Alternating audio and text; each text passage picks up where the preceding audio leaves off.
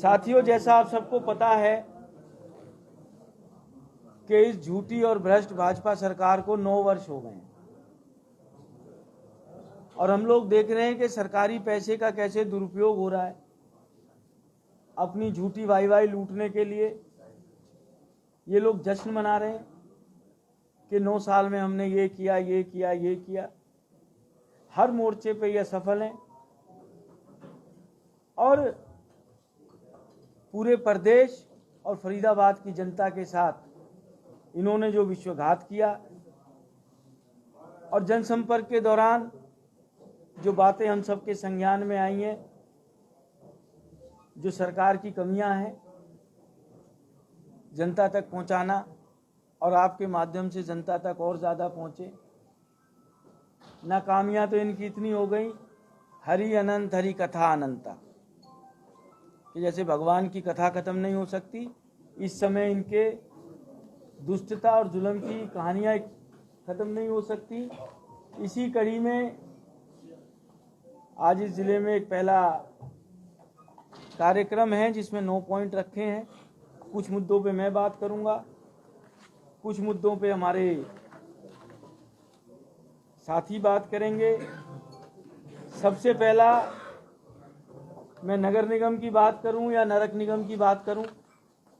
वैसे तो हम नरक चौदस भी मनाते आए हैं, पर इस दिवाली पे इस भाजपा सरकार की वजह से हमको नरक चौदस के बहुत पहले इन्होंने दर्शन करा दिए।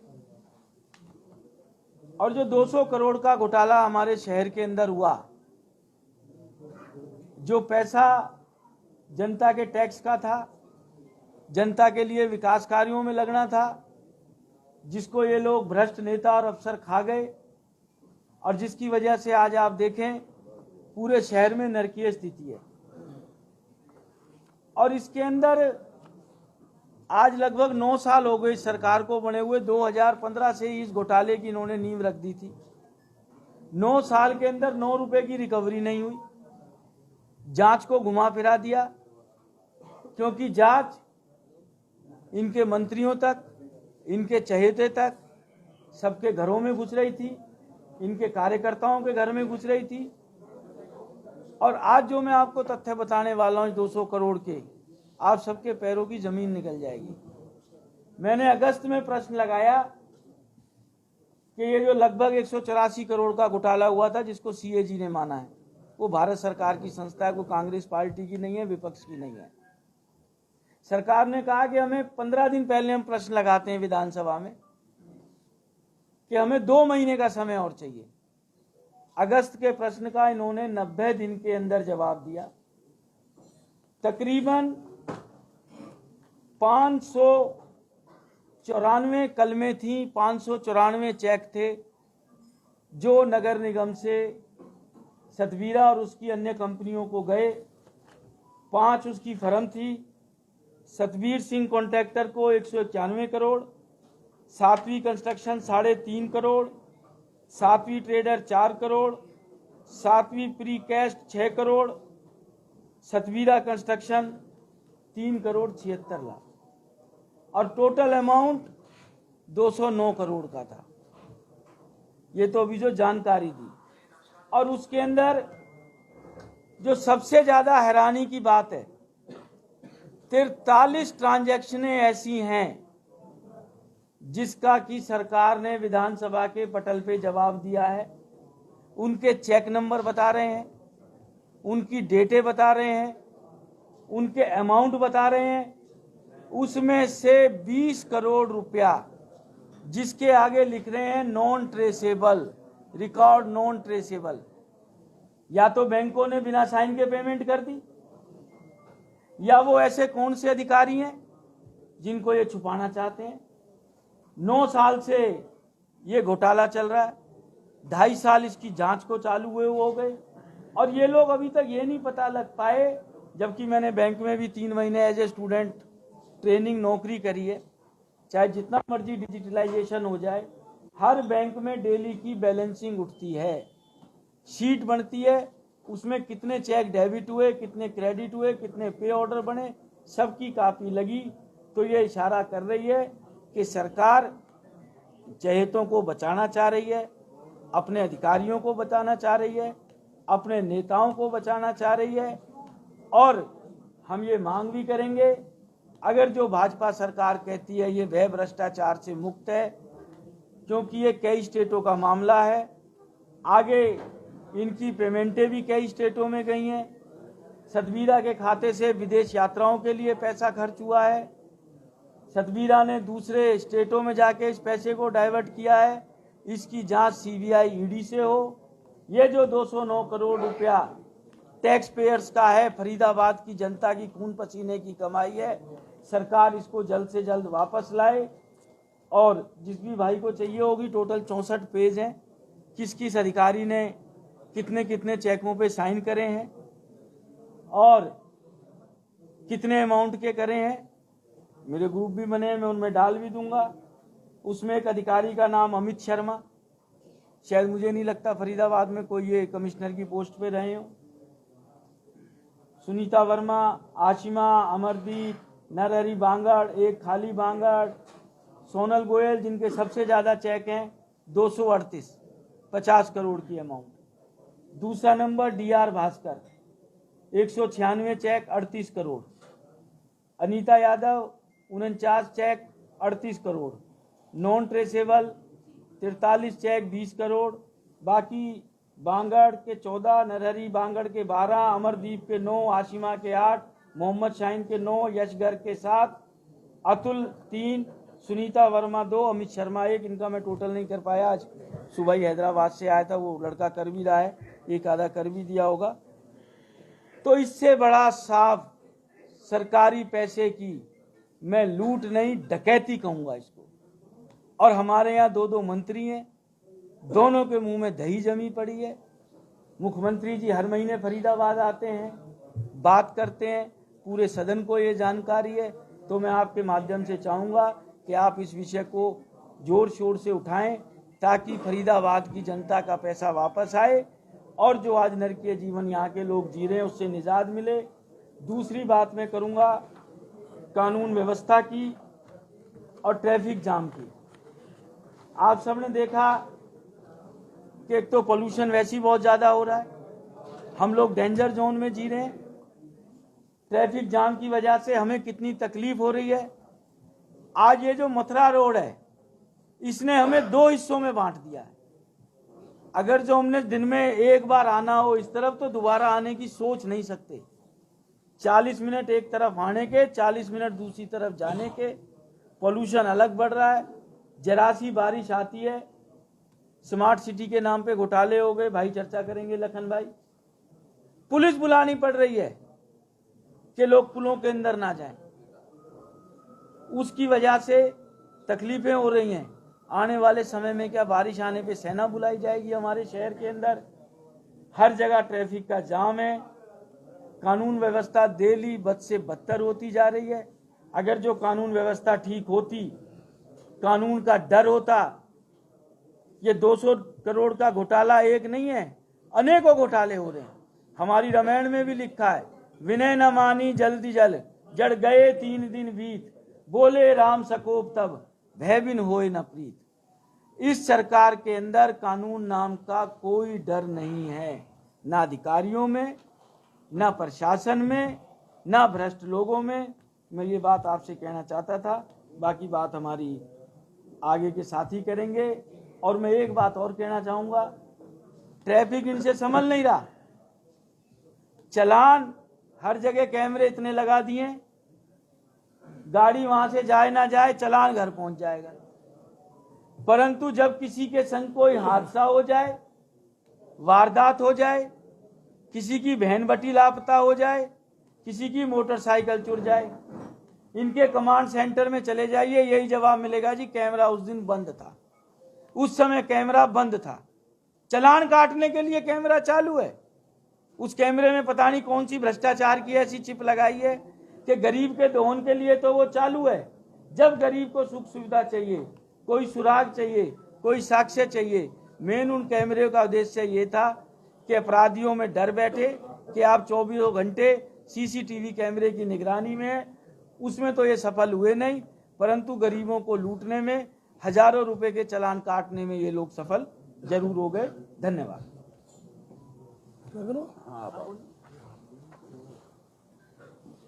नमस्कार साथियों, विधायक जी ने जैसे बताया कि 9 साल का जश्न मना रहे हैं, तो इसीलिए हमने भी 9 बिंदु रखे, 9 सवाल।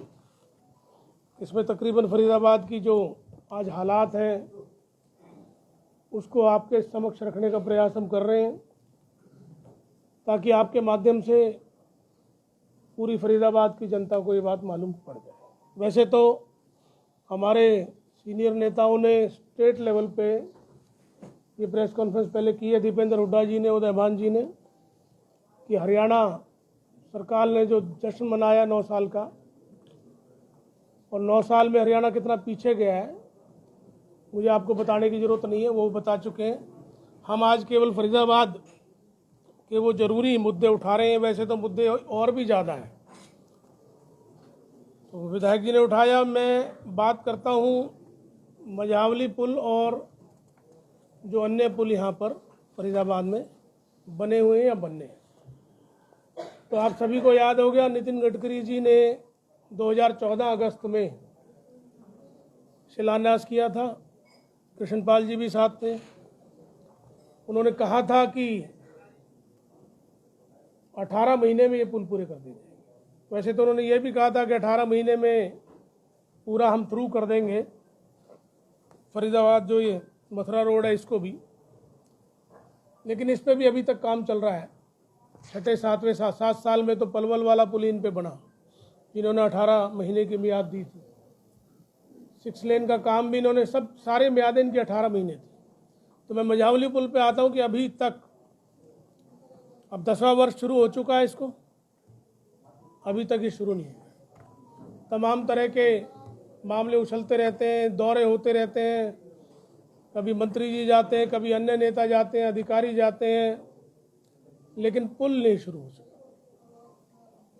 ये बड़ी पीड़ा की बात है, क्योंकि किसी भी जगह के डेवलपमेंट में टाइम बहुत महत्वपूर्ण है। पहली का बच्चा अब 10वीं में पहुंच गया पुल की राह देखते देखते, उसके घर वाले कहते हैं चल भाई जो तू 3री में चला जाएगा, जब तेरे को इस पुल से ले जाएंगे, वो 10वीं में आ लिया। तो ये हालात है। दूसरा, बदरपुर से लेकर तमाम पुल जो मथुरा रोड पर हैं वो कांग्रेस के समय में ही वो अप्रूव हो गए। बदरपुर का जो पुल है जो सबसे महत्वपूर्ण था, वो कांग्रेस के समय में ही बन गया था। बाकियों के टेंडर हो गए थे, काम शुरू हो गया। ऐसा नहीं है कि इन्होंने कोई नया यहाँ किया, सारा बजट भी तभी का अप्रूव्ड है। लेकिन मेरा इनसे ये पूछना है कि जब ये सत्ता से बाहर थे तो जजिया कर कहते थे टोल टैक्स, कि भाई ये जजिया कर समाप्त करेंगे हम। तब केवल एक बदरपुर पुल का ही टोल टैक्स लगता था, अब इन्होंने गदपुरी भी जोड़ दिया इसमें। आगे होडल में भी है, और कायदे से तो इतनी नज़दीक टोल टैक्स नहीं वसूला जा सकता, लेकिन कोई सुनवाई नहीं है। इनको केवल अपनी सत्ता से और कलेक्शन से मतलब है। पुलों की आड़ में ये अपने व्यक्तिगत स्वार्थ सिद्ध कर रहे हैं। जहां पुल बनाए जा रहे हैं वहां पर ज़मीनें इकट्ठी कर लेते हैं पहले ही, और इसीलिए धरने भी कई जगह चल रहे हैं। आज फरीदाबाद टोल नगरी बन चुकी है। फरीदाबाद में आप कहीं से आ जाओ और कहीं चले जाओ, गुड़गांव की तरफ से आओगे तो भी आते जाते टोल है, दिल्ली से आ जाओ तो, कोसी की तरफ से आ जाओ तो, सोने की तरफ जाओ तो, और इधर यमुना की तरफ जाओ तो। केवल फरीदाबाद ही एनसीआर में ऐसा क्षेत्र है जिसमें कहीं से भी आ जाओ उसको टोल भरना पड़ता है, बाकी और किसी जिले के साथ, क्षेत्र के साथ ऐसा नहीं। तो टोल नगरी फरीदाबाद, टोल तो ये हमेशा बढ़ाते रहते हैं, तो टोल नगरी फरीदाबाद करती है, बड़े दुख की बात। तो मैं भाजपा सरकार से पूछना चाहता हूं कि कब ये जजिया कर हटेगा, कब ये टोल नगरी का टैग फरीदाबाद को जो आपने दे दिया ये हटेगा, और इनकी गुणवत्ता कब बढ़ेगी। आज भी टोल पे तमाम जगह जाम मिलता है। तो सरकार जश्न मनाने की बजाय अपने दायित्वों को निभाए और जनता को सहूलियत दे। दूसरा, आज जो सबसे ज्वलंत मामला है वो ये है कि फरीदाबाद एक कूड़ा घर बन चुका है। आज से 35-40 साल पहले पूरे देश में, बल्कि एनसीआर के आसपास कोई आदमी कहता था कि मुझे सेटल होना है तो पहली चॉइस फरीदाबाद होती थी कि मैं फरीदाबाद शिफ्ट हूँ। और आज फरीदाबाद के जो हाल हुए हैं, आज एनसीआर में सबसे निचले पायदान पर फरीदाबाद, उसका एक प्रमुख कारण है कि कूड़ा घर शहर को बना दिया। एक वेस्ट मैनेजमेंट का प्लांट है बंधवाड़ी, उसमें नियमों को ताक पे उड़ाकर इतनी धज्जियाँ उड़ाई गई हैं, अगर आप देखेंगे तो उसका जो अर्क निकलता है वो सीधा ज़मीन में जा रहा है और आसपास कम से कम 20-25 गाँवों में कैंसर एक महामारी के रूप में फैल चुका है। कई दफ़ा हम लोग कह चुके हैं कि भाई इसमें इसके जो बाई लॉज हैं, जो नॉर्म्स हैं, उनको फॉलो करो, उसके बगैर तो ये बिल्कुल एटम बम बन जाए। लेकिन सरकार के कान पे कोई जू नहीं रह गई। कूड़ा उठाने में जो टेंडर्स हैं उस पे सरकार का ध्यान है, अपने लोगों को दे रखे हैं और उन्हीं से पैसा वसूली और कमाई हो रही है। आज किसी भी जगह चले जाओ फरीदाबाद में, किसी रोड साइड में चले जाओ, शहर हो, गांव हो, कॉलोनी हो, कूड़े के बड़े बड़े ढेर लगे हुए हैं। उन ढेरों पे गोवंश मंडराता रहता है। बड़ी दयनीय स्थिति है जो इसके नाम पे राजनीति करते हैं, और गोवंश वहीं हर कूड़े के ढेर पे। हजारों से ज़्यादा आप पॉइंट ऐसे हैं जहां कूड़ा रहता है, और आप देख रहे हैं कितनी बुरी हालत है। एयर क्वालिटी इंडेक्स की क्या हालात है। जो लोग थोड़े से भी कमज़ोर और बीमार हैं उनके लिए तो जानलेवा सिद्ध होगी। बावजूद उसके कचड़े को जलाया जाता है क्योंकि उसके निस्तारण का कोई व्यवस्था इनके पास अच्छी है नहीं। तमाम कचड़ा जलाया जाता है। लोगों में जागरूकता ये नहीं कर रहे हैं, अपनी ड्यूटी ही नहीं निभा रहे हैं, तो लोगों को क्या प्रेरणा मिले। तो इन्होंने आज फरीदाबाद को गैस चैम्बर बना दिया। तो मैं पूछना चाहता हूँ भाजपा सरकार से, जो आप जश्न मना रहे हैं 9 साल के, कि मोदी साहब ने भी और आपके मुख्यमंत्री जी ने और आप लोगों ने भी ये कहा था कि भाई हम इसको, एनसीआर में फरीदाबाद भी आता है, कि एनसीआर के लिए हमारे पास बहुत योजनाएं हैं। इस एनसीआर को दुनिया की जो बेहतरीन शहर हैं उनके समकक्ष ला के खड़ा करेंगे। आज बेहतरीन शहर वाले इस दौरान टूरिज्म करने भी नहीं आ रहे हैं यहाँ, क्योंकि वहाँ 5-6 भी लेवल आ जाता है तो वो लोग कहते हैं भाई अब थोड़ा रिस्क आ गया है। अब 550, 600, 650 में कौन है। तो चीना मुहाल कर रखा है, लोगों के जीवन के साथ खिलवाड़ है और बहुत बड़ा भ्रष्टाचार इसमें किया जा रहा है। बजट बहुत ज़्यादा है, उस बजट की आड़ में ये लोग भ्रष्टाचार कर रहे हैं। तो मेरा इनसे 9 साल पूरे होने के बाद यही मेरा पूछना और कहना भी है कि आप अपनी जिम्मेदारियों को संभाल लो। वैसे तो आपका समय अब कम रह गया है और लोग आपसे परेशान भी ज़्यादा हैं, लेकिन फिर भी जितना भी समय अपने कुछ पाप धो लो। इस जनता को इस कूड़ा घर से, इस पर्यावरण के जो दूषित होने से, इससे कुछ मुक्ति दीजिए, कोशिश कीजिए। मुख्यमंत्री जी से और उनकी सरकार से मेरा यही कहना है। धन्यवाद। जय हिंद। अब अगला आप दीदी। अभी हमारे और पॉइंट हैं, शारदा जी, लखन जी और तिब्बतिया साहब भी। नमस्कार साथियों, हम सब जनता से जुड़े होने के कारण जब जनसंपर्क के लिए जाते हैं तो जनता इनकी नाकामियां गिनवाती है, और सरकार के 9 साल पूरा होने पर हम जो इनकी बातें जनता की लगातार सुन रहे हैं, तो आज हम जनता के सवाल लेकर आप लोगों के बीच में आए हैं। अभी आपने देखा होगा कि कुछ दिनों पहले ही भाजपा के मंत्री और विधायकों के घर कुछ व्यापारी दुकानदार पहुंचे, माला पहनाई, स्वागत किया, मिठाई खिलाई, फोटो खिंचाए, अखबारों में छपवाए, सोशल मीडिया पर वायरल किए। मुद्दा था कि कुछ कमर्शियल एक्टिविटीज वाले एरियाज को कमर्शियल घोषित करने के बारे में। अब कमर्शियल घोषित करने की सिर्फ बात की गई, लेकिन कमर्शियल घोषित कुछ भी नहीं किया। जो नोटिफिकेशन सरकार की तरफ से जारी हुआ है वो मेरे पास है, उसकी कॉपी भी जो भी हमारे पत्रकार साथी चाहेंगे मैं उन्हें व्हाट्सएप कर दूंगी। इसमें कहीं भी कोई भी पॉइंट ऐसा नहीं है जिसमें फरीदाबाद जिले का कोई एरिया कवर होता हो।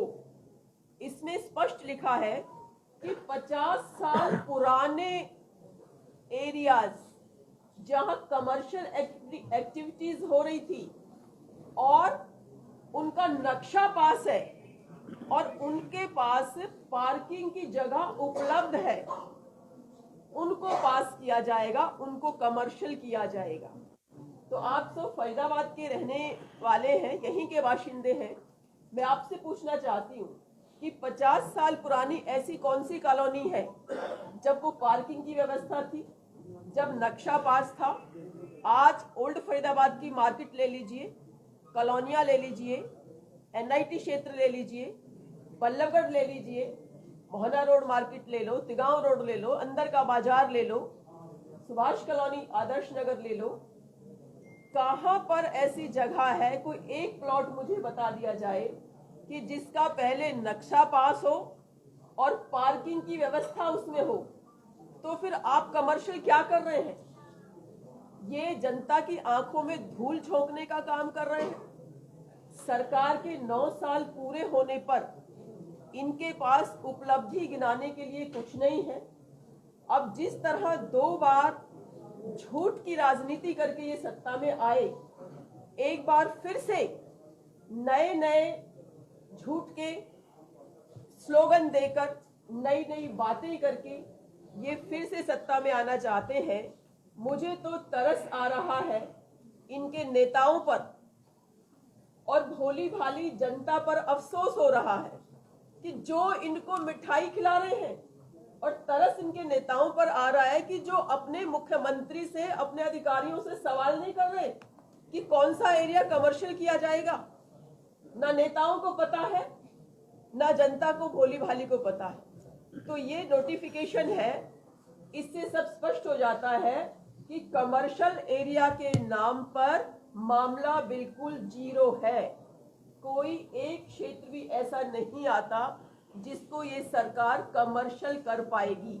तो ये बहुत बड़ा धोखा फरीदाबाद के छोटे व्यापारियों, दुकानदारों के साथ हो रहा है।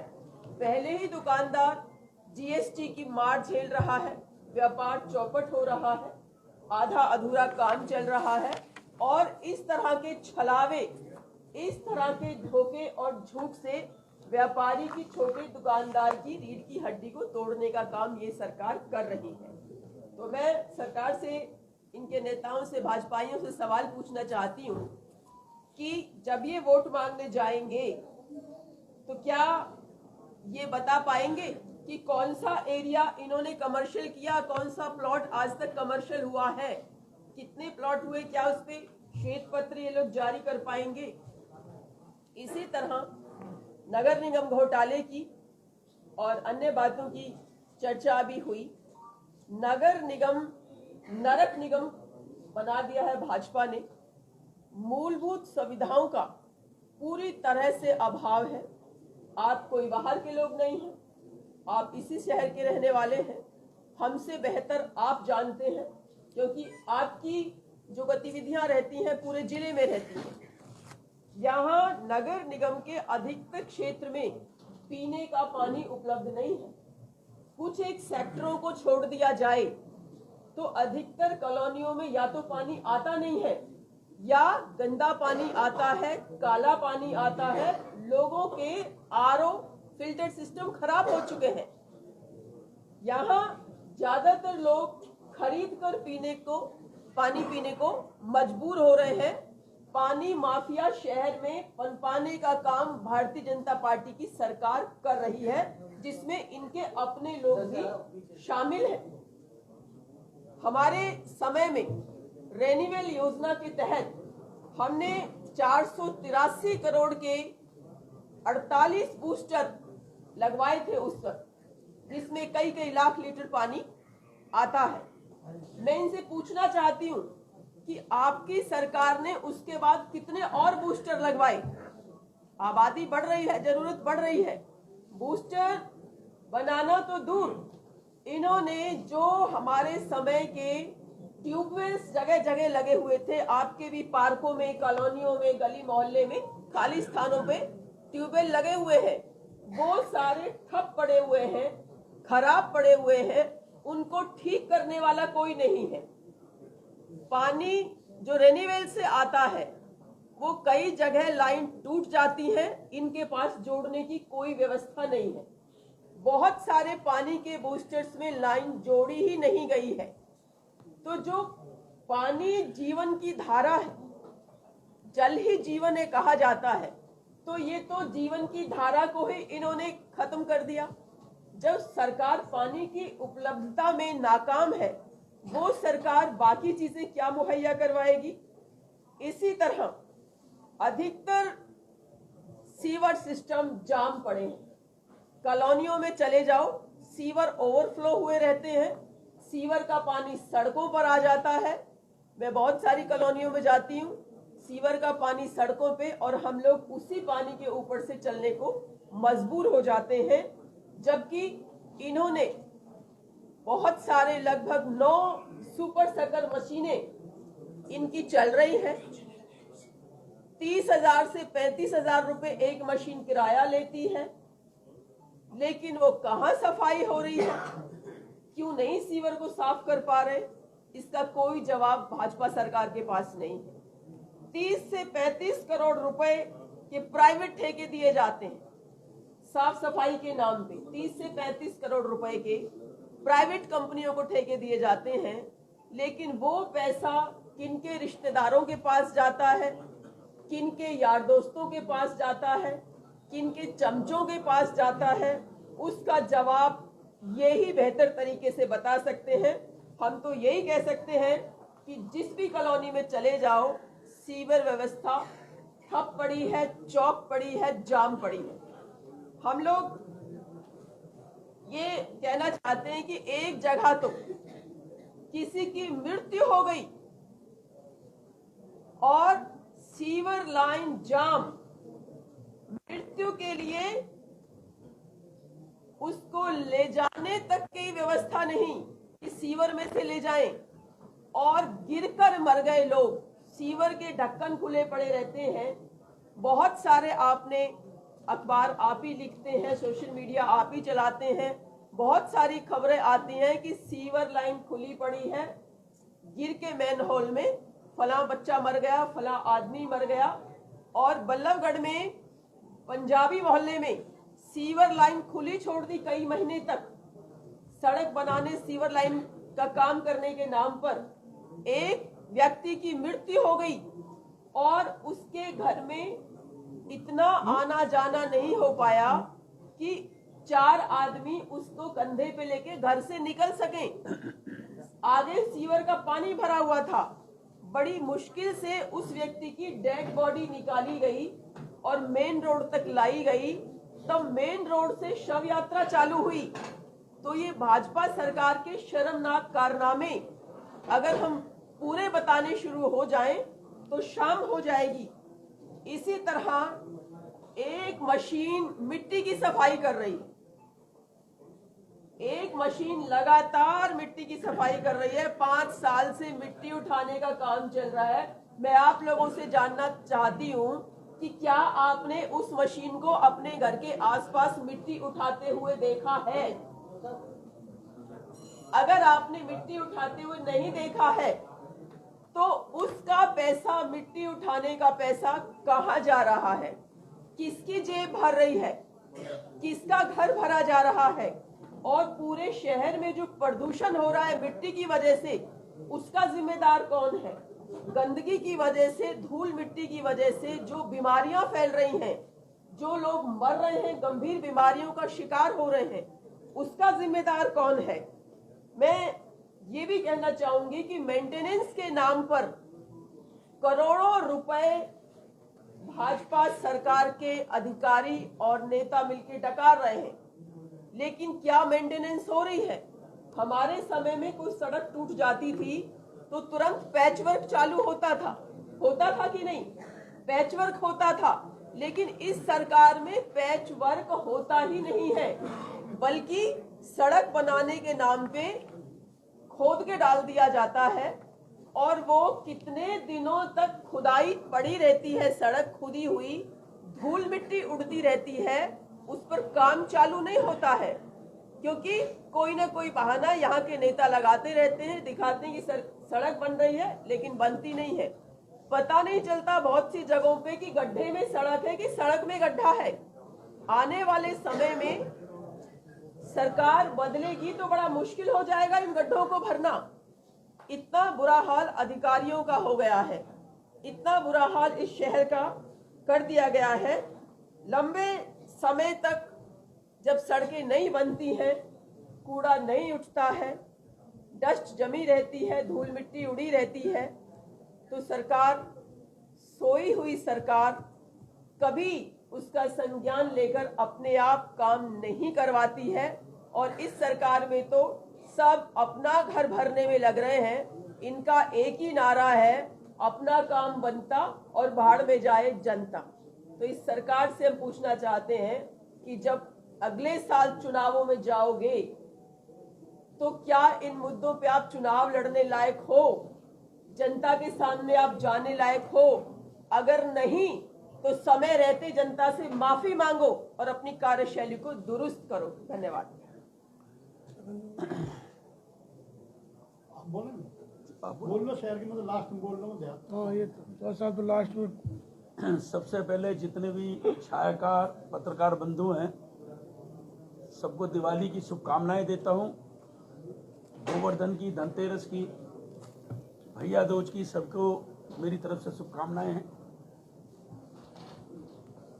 जैसा आपके सामने शारदा जी ने, नीरज जी ने, विधायक जी ने, हमारे विजय प्रताप जी ने रखी बातें, और इन्होंने एक नारा दिया 9 साल बेमिसाल, और हमारा नारा है 9 साल बदहाल।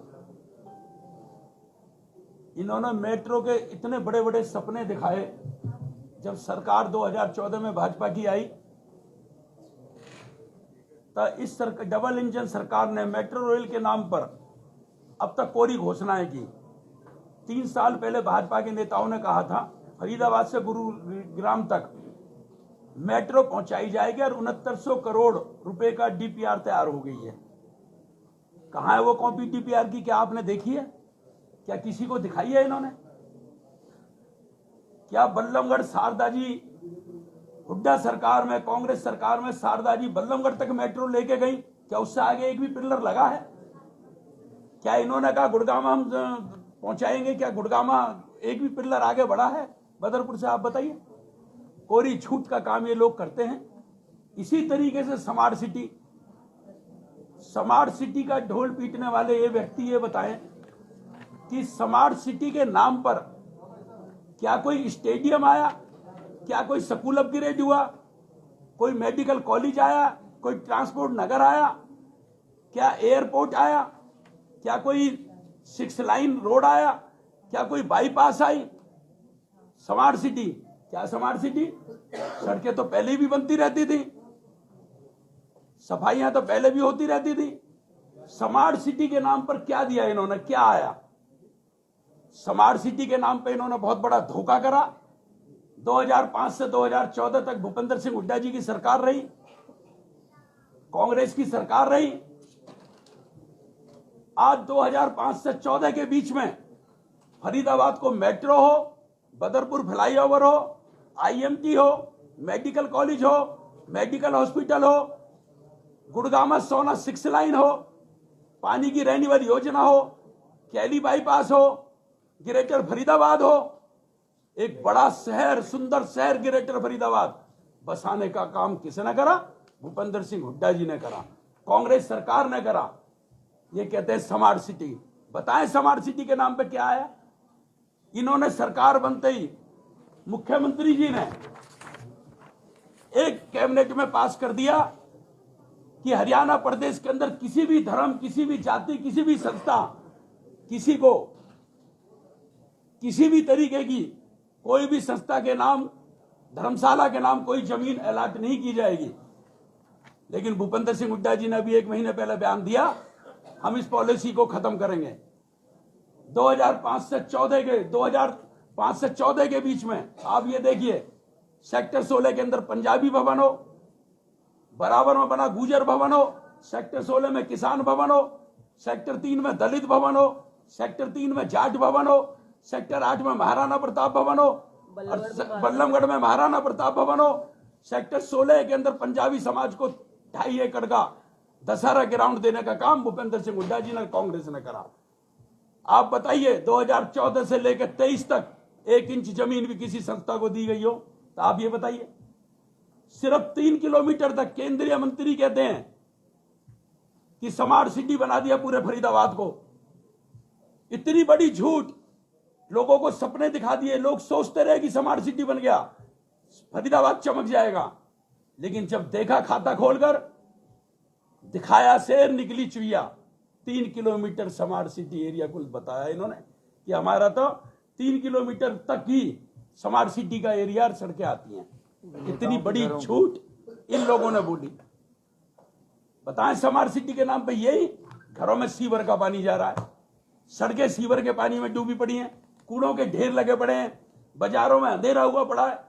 जब कांग्रेस की सरकार थी, दिवाली आती थी, उस दौरान हम लोग नगर निगम कमिश्नर से बात करते थे, फरीदाबाद का तिकाम का बाजार हो, फतेहपुर बिल्लौज का बाजार हो, या ओल्ड का बाजार हो, सराय का हो, 37 का हो, अशोका का हो, ग्रीनफील्ड का हो, या सेक्टर 7, 8, 9, 10, 11 का हो, या NIT 1 number, 2 number, 3 number, 4 number, 5 number का हो, बाजारों के अंदर नई नई सोडियम लाइटें लगाई जाती थी, लाइटें रिपेयर की जाती थी और पूरे बाजार को की सुंदरता बनाई जाती थी। फरीदाबाद के बाजारों के अंदर वन वे ट्रैफिक किया जाता था कि किसी व्यापारी को दिक्कत ना हो, आने वाले कस्टमर को दिक्कत ना हो। और आज फरीदाबाद का बेड़ा गर्क हुआ पड़ा है। जैसे नीरज जी ने कहा, इन्होंने कितनी बड़ी तपस्या करी, इन्होंने पैदल चले, इन्होंने जो है कि कपड़े पहनने बंद कर दिए, इन्होंने इतनी करी, उसके बाद भ्रष्टाचार खुला 200 करोड़ का। क्या हुआ? कुछ नहीं हुआ। कोई गिरफ्तारी हुई हो तो बताओ, आज तक कोई कार्रवाई हुई है तो बताओ। तो इस तरीके की बात है। तो आप ये देख रहे हो कि स्मार्ट सिटी के नाम पर जो भी हुआ है, आप देख रहे हैं 500 करोड़ लैप्स हो गया। 3 किलोमीटर सड़क में ही स्मार्ट सिटी तैयार हो गया। तो कहने का मतलब यह है कि आम जनता को क्या मिला? खाली 28 सेक्टर से और वहां तक ही 29 के पुल तक ही स्मार्ट सिटी है क्या? यही 3 किलोमीटर का एरिया ही स्मार्ट सिटी के अंदर आता है। कोरी झूठ बोली इन्होंने। भ्रष्टाचार चरम सीमा पे है। नगर निगम बदहाल है। हुड्डा में चले जाओ तो लूट है। नगर निगम में आईडी, प्रॉपर्टी आईडी के नाम पे लूट, पेंशन के नाम पे लूट। जिस तरीके से आज फरीदाबाद की परिस्थिति है आपके सामने, ये जश्न मना रहे हैं 9 साल बेमिसाल, 9 साल फरीदाबाद बदहाल, ये आपके सामने। स्मार्ट सिटी के नाम पे कबाड़ सिटी बना। स्मार्ट सिटी के नाम पे कबाड़ सिटी बन गया। और आपको एक बात और कहना चाहता हूं, कांग्रेस की सरकार बनेगी 2024 में, भूपेंद्र सिंह हुड्डा हरियाणा के सीएम बनेंगे। बल्लभगढ़ से लेकर होटल तक मेट्रो पहुंचाने का काम हमारे ये सब लोग हुड्डा जी के आशीर्वाद से करेंगे, कांग्रेस की सरकार में करेंगे। हम इस बात का वचन देते हैं। फरीदाबाद से गुड़गांव, और फरीदाबाद से गुड़गांवा मेट्रो पहुंचाने का काम भी कांग्रेस करेगी और कांग्रेस पहुंचाएगी। और हम लोग इस बात का वचन देते हैं, हम वहां तक पहुंचाने में मुख्यमंत्री जी से अपनी अरदास करेंगे, उनसे आशीर्वाद लेंगे और पहुंचाने का काम करेंगे। धन्यवाद। एक बात और कहना चाहता था, एक चीज और है। एक वैभव अग्रवाल है, ये बहुत जरूरी सा है, जरा सब पत्रकार भाई सुने। वैभव अग्रवाल स्थानीय विधायक, 89 विधायक का रिश्तेदार, जिसकी बांके बिहारी के नाम से कंपनी है, आप नोट करें। MCM में भी 90% टेंडर उसको, इंटरलॉकिंग हो, RMC रोड हो, कोई भी काम हो, और ADC ऑफिस के अंदर आने वाली ग्रांट में भी 90% काम उसको दिए जा रहे हैं। जनता किससे बात करेगी गुणवत्ता की, किससे बात करेगी मटेरियल की, किससे बात करेगी कि वो सड़कें अच्छी बन रही हैं गलत बन रही हैं? जब स्थानीय विधायक का रिश्तेदारी 90% टेंडर लेगा और 90% ठेके लेगा, वो सड़क बनाने का इंटरलॉकिंग का काम करेगा, एडीसी ऑफिस के टेंडर सारे वो लेगा, नगर निगम के सारे टेंडर वो लेगा, तो हम कैसे उम्मीद रख सकते हैं कि फरीदाबाद को अच्छी सड़कें मिलेंगी? कैसे उम्मीद करते हैं कि अच्छी क्वालिटी की इंटरलॉकिंग टाइल मिलेंगी? कैसे उम्मीद कर सकते हैं कि मटेरियल अच्छा होगा? काम समय पर होगा। ये भी एक जांच का विषय है। जब चौकीदार ही चोर होगा तो सुरक्षा कैसे होगी? धन्यवाद।